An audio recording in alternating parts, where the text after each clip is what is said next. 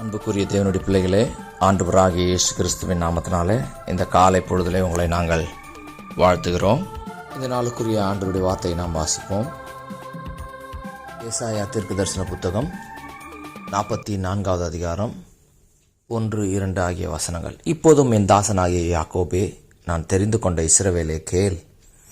உன்னை உண்டாக்கினவரும் தாயின் கர்ப்பத்தில் உன்னை உருவாக்கினவரும் உனக்கு துணை செய்கிறவருமாகிய கர்த்தர் சொல்லுகிறதாவது, என் தாசனாகிய யாக்கோபே, நான் தெரிந்து கொண்ட யெஷூரனை பயப்படாதே.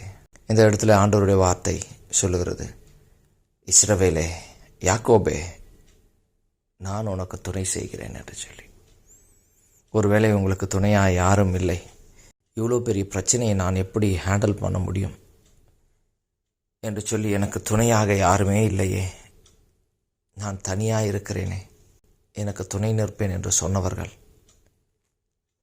உன்னோடு கூட இருப்பேன் என்று சொன்னவர்கள் என்னை விட்டு விட்டு போய்விட்டார்களே, நான் தனியாக இருக்கிறேனே என்று நீங்கள் புலம்பிக் கொண்டிருக்கிறீர்களா?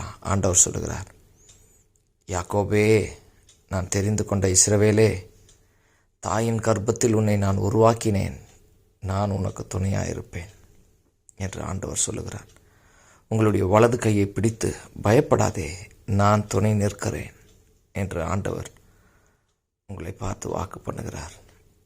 நீங்கள் சிறு கூட்டமாக, உங்கள் குடும்பம் சிறிய குடும்பமாக இருக்கிறது, யார் எனக்காக வழக்காடுவார் என்று பயப்படுகிறீர்களா? சிறு கூட்டமாக இருந்தாலும் பயப்படாதீர்கள், ஆண்டவர் உங்களுக்கு துணை செய்கிறவர். இஸ்ரவேலின் கர்த்தர், சேனைகளின் கர்த்தர் உங்களோடு கூட இருக்கிறார். ஆகினாலே தாயின் கர்ப்பத்தில் உன்னை உருவாக்கினவர் அவர் மறந்து விடுவாரா என்ன? அவர் ஒரு நாளும் உங்களை மறக்க மாட்டார். அவர் உங்களுக்கு துணை செய்வார். அவரே உங்களுக்கு அடைக்கலமும் கேடகமும் ஆபத்து காலத்தில் உங்களுக்கு துணையாக இருப்பார். என்னதான் ஆபத்து போன்ற சூழ்நிலைகள் வரட்டும், பதறி போகிற சூழ்நிலைகள் வரட்டும், கர்த்தர் உங்களுக்கு துணையாக இருந்து தம்முடைய சேட்டைகளின் நிழலிலே உங்களை மூடி மறைத்து பாதுகாத்துக் கொள்வார். நீங்கள் சிறுமையும் எளிமையுமாய் இருக்கிறீர்கள் என்று உங்களை ஜனங்கள் ஒடுக்க நினைக்கிறார்களா? பயப்படாதீர்கள், ஆண்டவர் உங்களுக்கு துணையாக இருப்பார். துணையாய் நின்று அவர்கள் விரிக்கிற அத்தனை வலைகளில் இருந்து உங்களை விடுவிப்பார், உங்களை காப்பாற்றுவார்.